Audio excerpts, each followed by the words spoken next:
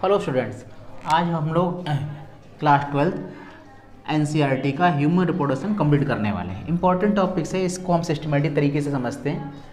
ठीक है, मानव जनन, हिंदी में बोलते हैं मानव जनन। हम लोग समझने की पहले कोशिश करते हैं रिप्रोडक्शन क्या होता है। What is reproduction? रिप्रोडक्शन क्या होता है? That biological process in which new organism produced from their parents. मतलब ऐसी बायोलॉजिकल प्रोसेस या ऐसी जैविक क्रिया जिसमें कोई भी ऑर्गेनिज्म अपने पेरेंट्स से उत्पन्न होता है, उसे क्या कहते हैं? Biological process. यानी ऐसी बायोलॉजिकल प्रोसेस क्या कहती है? रिप्रोडक्शन कहलाती है। मतलब कोई भी ऑर्गेनिज्म अपने पेरेंट्स के द्वारा उत्पन्न हो जाता है, उसे क्या कहते हैं? रिप्रोडक्शन कहते हैं। ये रिप्रोडक्शन। अब मानव की बात करें, ह्यूमन रिप्रोडक्शन। तो ह्यूमन रिप्रोडक्शन में, मानव जनन में, मानव के अंदर हमेशा सेक्सुअल रिप्रोडक्शन देखने को मिलता है। सेक्सुअल रिप्रोडक्शन देखने को मिलता है। अब सेक्सुअल रिप्रोडक्शन क्या होता है? देखिए, द फ्यूजन ऑफ मेल यानी कि स्पर्म एंड फीमेल गैमेट यानी female gametes is called sexual reproduction. Sexual reproduction. Fusion मतलब होता है जोड़ना। शुक्राणु और अंडाणु का आपस में फ्यूज होना क्या कहलाता है? सेक्सुअल रिप्रोडक्शन कहलाता है। ठीक है, जब सेक्सुअल रिप्रोडक्शन कहलाता है, ये प्रोसेस कब होती है? जब मेल गैमेट्स और फीमेल गैमेट्स आपस में मिल जाते हैं। जैसे मान लेते हैं, जैसे मानव है यानी ह्यूमन है, ह्यूमन में हम मैन ले लेते हैं। ये मैन है, मैन के अंदर गुणसूत्रों की संख्या 46 होती है। वुमेन है, इसके अंदर गुणसूत्रों की संख्या 46 होती है। इस कंडीशन को हम 2n कहते हैं यानी डिप्लॉयड कहते हैं, यानी गुणसूत्र संख्या डिप्लॉयड यानी 2n। जैसे इसमें मियोसिस हुआ यानी अर्धसूत्री विभाजन हुआ, जैसे इसमें अर्धसूत्री विभाजन हुआ यानी मियोसिस हुआ, गुणसूत्र संख्या आधी हो गई यानी 23 हो गई, 23 हो गई। इसमें भी आपकी 23 हो गई, इसमें 23 हो गई। अब क्या हुआ? मेन के अंदर स्पर्म का फॉर्मेशन हुआ, वुमेन के अंदर अंडाणु का फॉर्मेशन हुआ या निर्माण हुआ। जो आपके शुक्राणु बनते हैं हमेशा टेस्टिस में बनते हैं, और जो अंडाणु बनते हैं हमेशा ओवेरी में बनते हैं। अब देखिए, मान लेते हैं ये ह्यूमन के अंदर स्पर्म की कंडीशन है, इसमें 23 गुणसूत्र देखने को मिलेंगे। अब ये यहाँ पर देखिए, यहाँ पर 23 हो गए, इसको सबको बोलेंगे एन, यानी कि एक गुणसूत्र संख्या क्या हो गई? हिप्लॉइड यानी एन हो गई। अब इनको आपस में मिला देते हैं। अब ह्यूमन का स्पर्म मिल गया और वुमेन का ओव्यूम मिल गया, यानी कि ये 23 और ये 23 कितना हो गया? 46 हो गया। ये जाइगोट बन गया। जब जाइगोट बन जाता है, जाइगोट में गुणसूत्र संख्या 46 होती है, इसे 2n कहते हैं, इसे 2n कहते हैं। जाइगोट का बार बार डिवाइड होना क्लीवेज कहलाता है, यानी विदलन कहलाता है, क्लीवेज कहलाता है, क्लीवेज के बाद एम्ब्रियो बन जाएगा, एम्ब्रियो यानी भ्रूण बन जाएगा, और भ्रूण न्यू बॉर्न हो जाएगा, यानी ये जन्म ले लेगा, न्यू बॉर्न हो जाएगा। सॉरी, बॉर्न BORN बॉर्न होता है। ठीक है, अब हम यहाँ पे समझते हैं, जी n और 2n क्या होता है। देखिए, n मतलब होता है सिंगल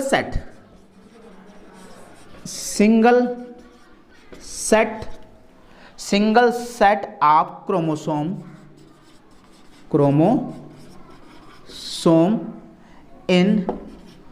in an organism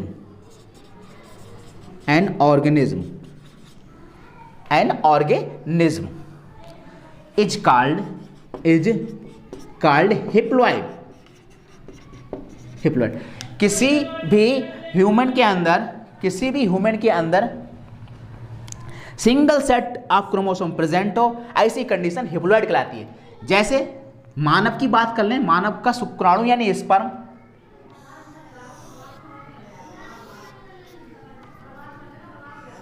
इसमें सिंगल सेट देखने को मिलेगा, 23 सेट देखने को मिलेगा सिंगल। इस प्रकार से ये 23 हो जाएगा। सब देखिए सिंगल है, सिंगल सेट ऑफ क्रोमोसोम, ये 23 होगा। कितना होगा आपका? 23 होगा। तभी तो जो ह्यूमन का स्पर्म होता है उसमें गुणसूत्र संख्या आपकी 23 देखने को मिलती है, यानी एनी एन होती है, ठीक है। चाहे ओवेरी ले लें, ओवेरी के अंदर भी 23 होते हैं, इस प्रकार सिंगल सेट होते हैं।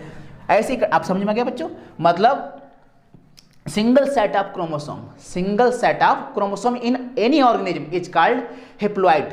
मतलब ऐसी कंडीशन जिसमें किसी भी कोशिका के अंदर सिंगल सेट प्रेजेंट, गुणसूत्र का क्रोमोसोम्स का सिंगल सेट प्रेजेंट हो, उसे क्या कहते हैं, हिप्लॉइड कहते हैं। क्या कहते हैं, हिप्लॉइड कहते हैं, यानी एन कहते हैं, इस प्रकार से, ठीक है। अब मान लेते हैं डिप्लॉइड क्या होता है, यानी कि 2n क्या होता है। 2n क्या होता है बच्चों, इसको देखो, two complete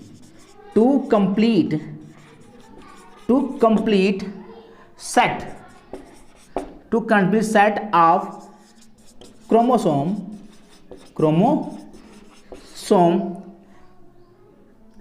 in an organism is called diploid। किसी भी ऑर्गेनिज्म के अंदर टू कंप्लीट सेट प्रेजेंट हो, जब किसी भी ऑर्गेनिज्म के अंदर टू कंप्लीट सेट देखने को मिलते हैं, ऐसी कंडीशन क्या कहलाती है, डिप्लॉइड कहलाती है। जैसे ह्यूमन के अंदर यानी मानव के अंदर 46 गुणसूत्र हो जाते हैं, तो ये कोशिका है, अगर इसके अंदर 46 गुणसूत्र हो जाते हैं, वो कैसे हो, टू कंप्लीट सेट में हो, इस प्रकार से हो। एक सेट हो गया, 2 सेट हो गए, 3 सेट हो गए, 4 सेट हो गए, ठीक है। इस प्रकार से हमें कितने बनाना पड़ेंगे, आपके 22 सेट बनाना पड़ेंगे, ठीक है। तभी 22 दूना 44, ठीक है बच्चों।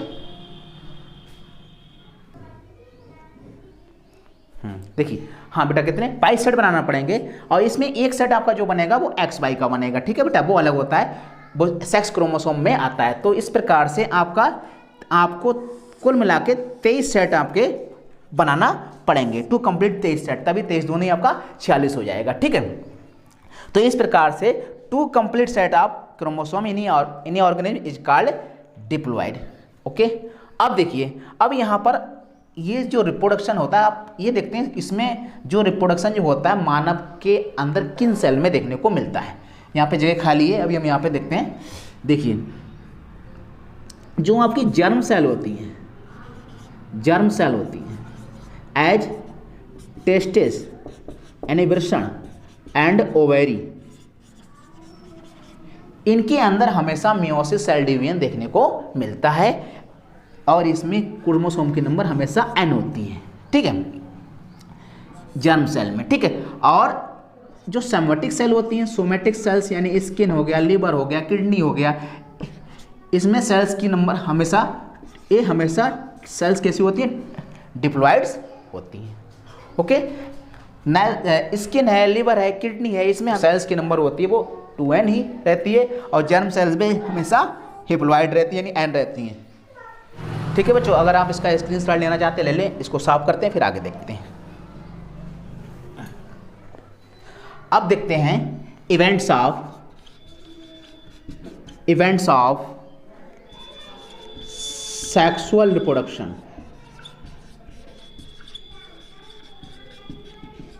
सेक्सुअल रिप्रोडक्शन की घटनाएं, ठीक है। इन घटनाओं को 3 टाइप से डिवाइड किया गया है। Now first, pre fertilisation,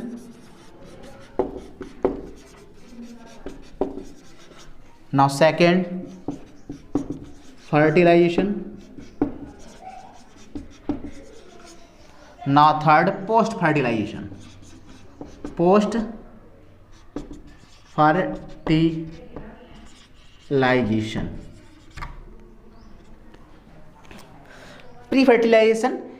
pre fertilization मतलब निषेचन से पहले की घटना। फर्टिलाइजेशन मतलब निषेचन, और एंड पोस्ट फर्टिलाइजेशन मतलब निषेचन की बाद की घटना। अब हम देखते हैं प्री फर्टिलाइजेशन, ये क्या होता है। प्री फर्टिलाइजेशन यानी निषेचन से पूर्व की घटना, यानी फर्टिलाइजेशन नहीं होता है, इससे पहले क्या प्रोसेस देखने को मिलती है। इसको अगेन 2 पार्ट्स में डिवाइड किया गया है। Now first gametogenesis, gametogenesis. Now second gamete transfer, gamete transfer, यानी गैमेटोजेनेसिस होगा यानी गैमेट्स बनेंगे और फिर गैमेट्स का ट्रांसफर देखने को मिलेगा। ठीक है, गैमेटोजेनेसिस क्या होता है? The formation of male and female gamete is called, the formation of male and female gamete is called gametogenesis. Human के अंदर मेल एंड फीमेल गैमेट्स का फॉर्मेशन होना, निर्माण होना क्या कहलाता है? गैमेटोजेनेसिस कहलाता है। ह्यूमन के अंदर यानी मानव के अंदर, मानव की बात करें तो वुमेन के अंदर ओव्यूम का और मैन के अंदर स्पर्म का फॉर्मेशन होना क्या कहलाता है? गैमेटोजेनेसिस कहलाता है। यानी कि formation of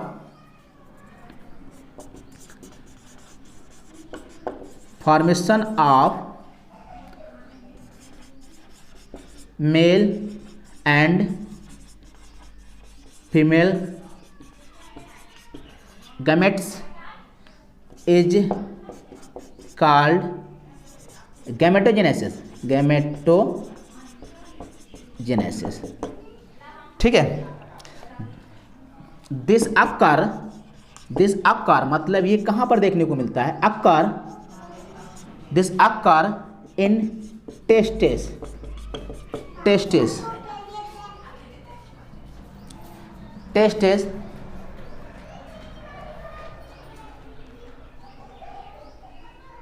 this occurs in testes of man and woman of ovary। मतलब ये टेस्टिस ऑफ मैन में देखने को मिलेगा और वुमेन के ओवेरी में देखने को मिलेगा। ओवेरी में ओव्यूम बनेगा, OBUM, ओव्यूम बनेगा और टेस्टिस में स्पर्म बनेगा। ओके, आगे देखते हैं। अब हम गैमेटोजेनेसिस की प्रोसेस को खोल देते हैं। गैमेटोजेनेसिस क्या होता है इस प्रोसेस को देखेंगे। गैमेटोजेनेसिस डेफिनेशन तो क्लियर हो गई थी। अब गैमेटोजेनेसिस को हम 2 पार्ट्स में डिवाइड करेंगे। गैमेटोजेनेसिस देखिए ये 2 पार्ट्स में डिवाइड है। स्पर्मेटोजेनेसिस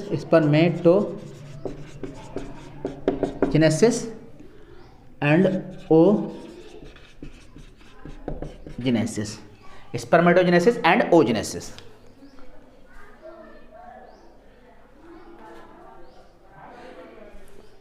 देखिए स्पर्मेटोजेनेसिस, अब हम देखते हैं स्पर्मेटोजेनेसिस क्या होता है। Formation of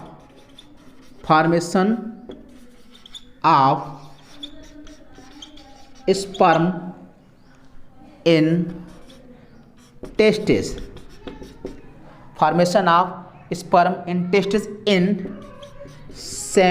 सेमनीफेरुस, FEROUS tubules, TUBULs। The formation of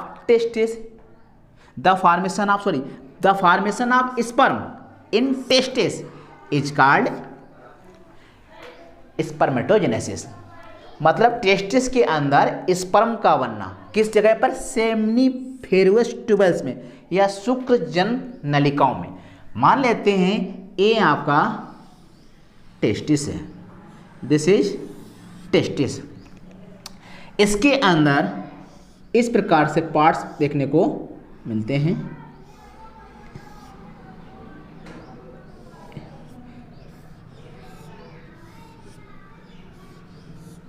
ठीक है, इनको बोलते हैं टेस्टिकुलर लोब्यूल्स, टेस्टिकुलर लोब्यूल्स। इसके अंदर ही इस प्रकार से लच्छेनुमा या कॉइल संरचनाएं देखने को मिलती हैं। This is also called seminiferous tubules, seminiferous tubules, seminiferous tubules. थोड़े मुंह में छाले हैं स्टूडेंट, इसलिए प्रॉब्लम हो रही बोलने में। यानी स्पर्मेटोजेनेसिस की प्रोसेस टेस्टिस के अंदर टेस्टिकुलर लोब्यूल्स होते हैं, इनकी संख्या लगभग 250 तक होती है, 250 ही होती है। और इसके अंदर इस प्रकार धागेनुमा संरचनाएं देखने को मिलती हैं, इनको बोलते हैं सेमनीफेरस ट्यूबस। ये प्रोसेस इसी में देखने को मिलती है। अब हम इस प्रोसेस को समझते हैं, स्पर्मेटोजेनेसिस प्रोसेस को समझते हैं।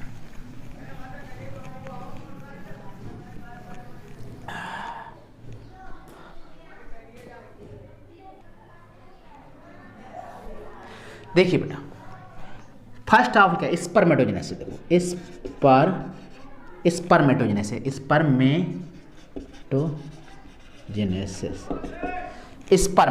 स्पर्मेटोजेनेसिस इसमें क्या है, सबसे पहले क्या होता है, जो टेस्टिस की जर्म सेल्स होती हैं, जैसे सेमीफेरस ट्यूबल्स होती है, ये टेस्टिस की जर्म कोशिकाएं हैं, ठीक है। इन्हें बोलते हैं primary germ cell, germ cell. सबसे पहले टेस्टिस की primary germ cell mitosis division द्वारा बार बार डिवाइड होती रहती हैं। इस प्रकार से देखिए बार बार डिवाइड हो रही हैं, किसके द्वारा, माइटोसिस सेल डिवीजन के द्वारा, माइटोसिस सेल डिवीजन के द्वारा ये बार बार डिवाइड हो रही हैं, ठीक है। तो बार बार डिवाइड हो रही हैं, अब ये बार बार डिवाइड होकर बहुत सारी कोशिकाओं का निर्माण कर रही हैं। इन कोशिकाओं को कहते हैं स्पर्मेटोगोनिया, यानी कि क्योंकि माइटोसिस हो रहा है, माइटोसिस जितनी गुणसूत्रों के नंबर जो मदर सेल्स में होती है उसकी उतनी संख्या उसकी डॉटर सेल्स में देखने को मिलेगी। इसमें भी 2n, इसमें भी आपकी 2n, इसमें भी 2n, इसमें भी आपकी 2n, सब में आपकी 2n देखने को मिलेगी। अब क्या होगा, फिर समझिए पूरी प्रोसेस को। सबसे पहले टेस्टिस की सेमनीफेरस ट्यूबल्स, जिसको हम बोलेंगे प्राइमरी जर्म सेल में माइटोसिस डिवीजन होता है, और माइटोसिस डिवीजन होकर बहुत सारी कोशिकाओं का निर्माण कर लेता है, क्योंकि इसमें सेल्स मल्टीप्लाई हो रही है, 1 से 2, 2 से 4, 4 से 8, 8 से 16, बहुत सारी सेल्स का निर्माण कर लेती है। इसे स्पर्मेटोगोनिया कहते हैं, यानी बार बार डिवाइड हो रही इतनी अवस्था क्या कहलाएगी, मल्टीप्लीकेशन फेज कहलाएगी, मल्टीप्लीकेशन फेज कहलाएगी। अब क्या होगा, अब कोई सी भी एक सेल, मतलब कोई सी हम ले ले रहे हैं, सारी सेल्स आगे डेवलप करेंगी। एक सेल ने पोषक पदार्थ यानी न्यूट्रिटिव सब्सटेंस को एक्सेप्ट किया और ये साइज में बड़ी हो जाएगी। जब बड़ी हो जाएगी तो इसे बोलेंगे प्राइमरी स्पर्मेटोसाइट। क्या बोलेंगे बच्चों, प्राइमरी स्पर्मेटोसाइट, प्राइमरी स्पर्मेटोसाइट बोलेंगे।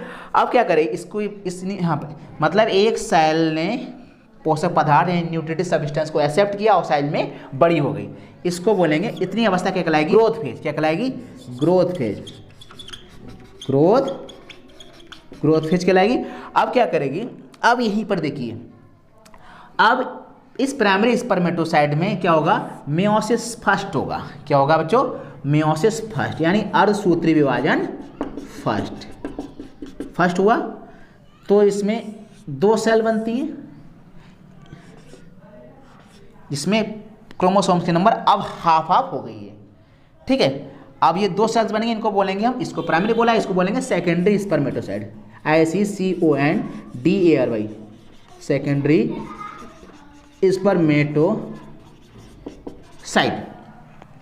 सेकेंडरी स्पर्मेटोसाइट बोलेंगे इसको। अब क्या होगा, फिर इसमें अगेन मियोसिस सेकंड हो जाएगा। देखिए मियोसिस सेकंड हो जाएगा जब 4, क्योंकि मियोसिस में मैं पता चुका हूँ एक सेल 2 टाइम डिवाइड होती है, meiosis first and meiosis second. यहाँ पर देखिए मियोसिस सेकंड,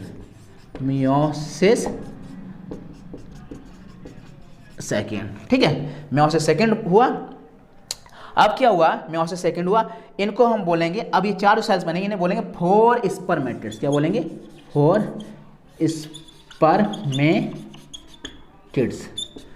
स्पर्मेटिड्स। अब 4 स्पर्मेटिड्स से सीधे अब ये 4 स्पर्मेटिड्स बनकर तैयार हो गए। अब इन 4 स्पर्मेटिड्स में मेटामॉर्फोसिस प्रोसेस होगी।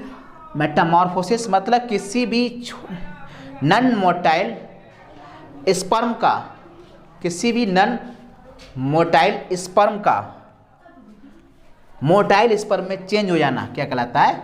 स्पर्मेटिड्स कहलाता है।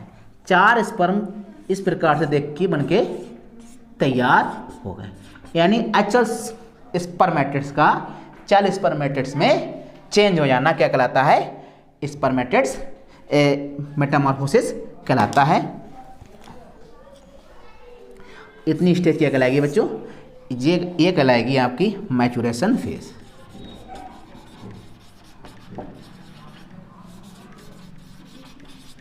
नॉन मोटाइल स्पर्मेटिड्स का स्पर्म में चेंज हो जाना, मोटाइल स्पर्म में चेंज हो जाना क्या कहलाता है? ये आपका मैचुरेशन फेज कहलाता है। और जो आपका नॉन मोटाइल है, यानी अभी ये नॉन मोटाइल है स्पर्मेटिड्स, ठीक है, ये किस में बदल जाएगा? मोटाइल में बदल जाएगा।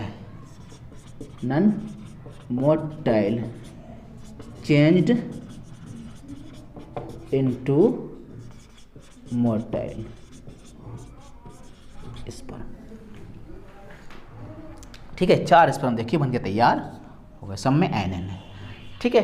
ये आपका स्पर्मेटोजेनेसिस हो गया। नेक्स्ट वीडियो में हम लोग देखेंगे ओजेनेसिस को, ठीक है। इसका स्क्रीनशॉट लेना चाहते हैं तो आप लोग ले लीजिए, ठीक है।